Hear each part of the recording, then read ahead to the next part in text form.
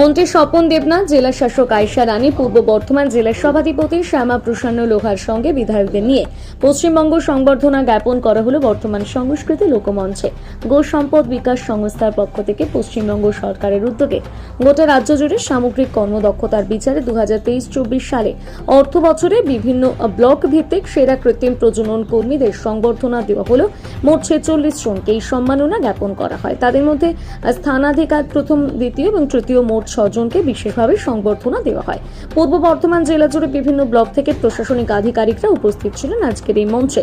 মন্ত্রী স্বপন দেবনাথ জানান, আগামী দিন আরো খুব বেশি বেশি করে প্রাণী সম্পদ বিকাশ বাড়াতে হবে। পশুপালন যারা করছেন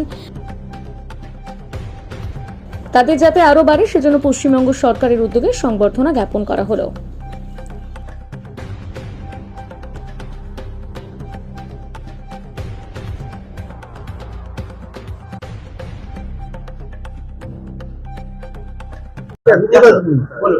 মুখ্যমন্ত্রী মমতা বন্দ্যোপাধ্যায়ের অনুপ্রেরণা আমাদের পশ্চিমবঙ্গের প্রাণী সম্পদ বিকাশ দপ্তরে যারা কৃত্রিম প্রজনন কর্মী আছে, এআই ওয়ার্কার, লক্ষ্য তো ছিল যে দুধ উৎপাদনে বৃদ্ধি করা।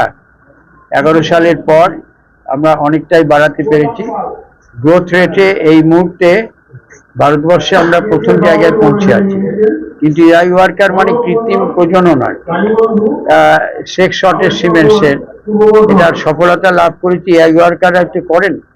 সেই এআই ওয়ার্কারদের আমরা আজকে যারা ভালো কাজ করেছেন গোটা পশ্চিমবঙ্গে 3 জন করে প্রতিটি জেলায় সম্বর্ধিত করা হচ্ছে। বর্ধমান জেলা থেকেই তা শুরু করা হলো, আজকে এখানে দেওয়া হলো এবং আমরা আশা করব প্রত্যেক জেলাতে এই প্রোগ্রামটা হবে। তার কারণ এই কৃত্রিম প্রজননের মধ্যে সফলতা এই কারণে এসেছে যে আমরা এই প্রজননটি করার পরেতে যেটাতে গাভী নিশ্চিত হবে বকনা বাচ্চা, এটা বিজ্ঞানীরা করেছে না।